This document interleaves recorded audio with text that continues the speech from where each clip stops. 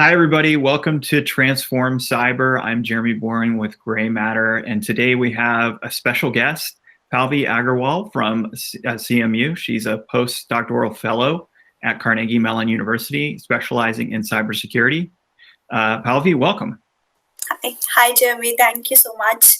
Hi, everyone. I'm Palvi Aggarwal. I work at a dynamic decision-making lab at Carnegie Mellon University. So my research has been focused on specifically cybersecurity. I did my PhD from India, Indian Institute of Technology, Mandi, where my research was focused on cyber deception. And then I learned about human decision making there and started to look at a different perspective along with technology, how human factors matter in the field of cybersecurity. And then I joined TDM lab at Carnegie Mellon and started working with Professor Coti Gonzalez on the same area. Yeah. That's great. Thank you. Yeah. So one of the reasons I wanted to talk with you, Palvi, was about your interest in your recent research with your team into deception technology and kind of some of the behavioral aspects of that. Could you give people who are maybe a little bit new to deception tech a bit of a lesson on what it is and what your research paper focused on? Okay, sure. So I think cyber deception has been used from years, especially if we talk about military deception. So in World War II as well, armies deployed decoys so that they can, create uncertainty in the decisions that their enemies are making. So similar approach was being used by attackers all the time. Like they were trying to falsify signatures, use phishing attacks all the time, and so they were using deception. Then I think very recently this cyber deception is being used by cyber defenders. Although honeypots were existing from years, and mostly honeypots were being used to lure attackers, so that honeypots or deception was being used such as you create such an object which is very interesting for attacker, and instead of going to real targets, attacker come up on the honeypots, for example. So that was kind of ambition, that can we deviate attackers from the real target and give them something fake which is not valuable for defender, but strategically we gain information. So that was the concept of cyber deception. And our team has been using a cyber deception, studying the basic questions, basically. How to deceive attackers, what are the vulnerabilities in human behavior that we can approach and exploit. So, for example, humans have certain kind of biases. For say confirmation bias. Okay, I believe that this looks like this. This is a real machine. So I have to convince attackers that yes, this is a real machine. How do I do that? That's the research question. And similarly, we also study that how much deception to use, because human behavior works on trust. If we trust other thing, then we become easy in decision making. But if we betray, once we build this trust and then betray, that's more effective. So using the similar approach, that how to build trust and then betray attackers' trust, so that we can convince them to fall for our strategy. And then looking at how to make deception more effective, in the sense what features of systems can be used in creating deception. And to understand all of these factors, our lab study in controlled environment. So we manipulate some of the factors and understand how attackers are making decisions in such scenarios. So to do this, we basically conduct our experiments using test beds. Like we have Hackett and CyberVan, which are being used. Also, we have other games which are binary choice games or multiple choice games, but those games are kind of simple, but we also have more complicated games like Hackett and CyberVan testbed, which is more complex and close to real environment. So using those testbeds, we deploy our experiments.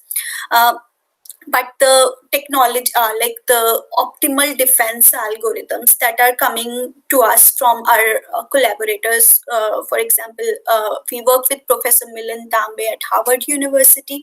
So their team is expert in developing defense algorithms using game theory algorithms. So we deploy these strategies on our platform and then hire human attackers to communicate with our scenarios and understand. Yeah. Are those real hackers, or are they kind of like like who is actually testing? So our experiments, we are not using like pen testers per se. So we are hiring mostly anyone who is interested. So we are trying to publicize on social media platforms and taking a kind of cyber security quiz, that if they can pass that quiz, we hire them to conduct our experiments. So most of the participants are kind of university students who are taking courses in network security. Interesting. Okay. Yeah. So what were some of the surprising findings or learnings that you gained along the way while you were doing the experiments and research? And I know it's still ongoing as well. Yeah. I would just focus on major lessons that we learned so far. So we have been using different kind of deceptions, like signaling, masking, decoying. So those are the major categories which we have been working on. So one of the lessons that we learned was that all the optimal algorithms usually think that attackers are rational, like they will be making optimal decisions and go for the best possible outcome. But what we learned through human experimentation and human behavior, that attackers are not optimal. So they are boundedly rational. So they have certain kind of biases, like they are sometimes risk averse, they have certainty bias, going for sure option is one of their strategy, and they have confirmation bias in their decision making. So with those biases in humans, they are deviating from optimal decisions and going for suboptimal solutions rather than going for best possible outcome. And so that's the major learning, and integrating those learnings into our defense algorithms is the key finding, that don't consider attackers are optimal, consider these biases and suboptimal solutions in your algorithms. Well, that's the advantage of what you're studying, because rather than assuming that somebody is going to go for, an optimal strategy, you realize that they're not, and then you can calibrate that. And the whole idea is to make a bad actor waste their time, right? Waste their time, resources, and energy working on something that has no value in the end anyway, to them anyway. That's right. And another thing I think is very important to learn is that static solutions would be exploited very fast. If you deploy one strategy and you are not changing that strategy, attackers would learn it very fast. So your defense and your strategies should be adaptive. So our team has been working on cognitive models. So cognitive model is basically a representation of a bad actor per se, the attacker in a model form, which is kind of learning the process of decision making and try to replicate that. So using these cognitive models, what you can learn is you can predict what attackers would do in such situations and adapt your defense algorithms.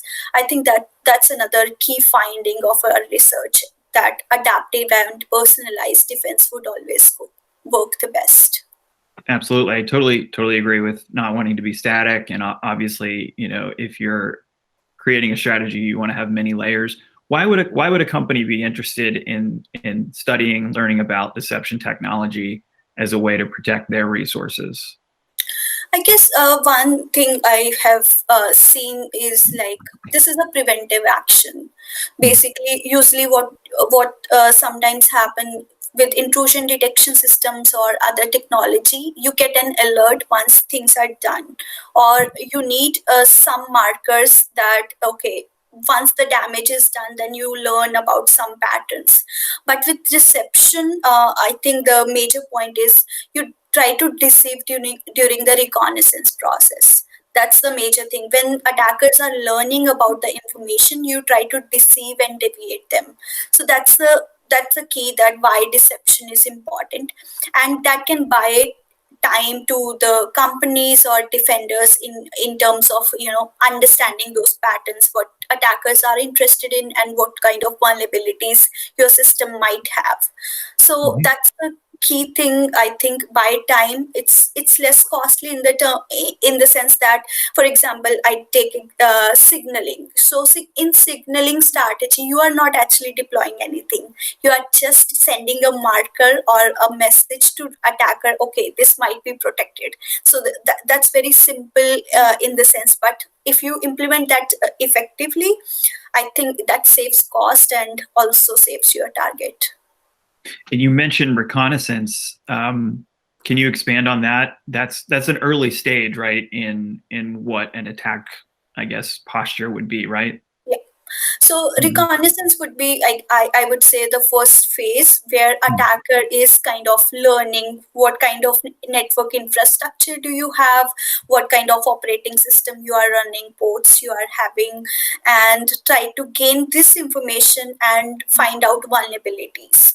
So if you fake your systems that time, if you deploy decoys or you use masking, like hide the real features, then you are kind of invalidating the learning that attacker has. So whatever attacker learns, he has partial information or imperfect information in that way.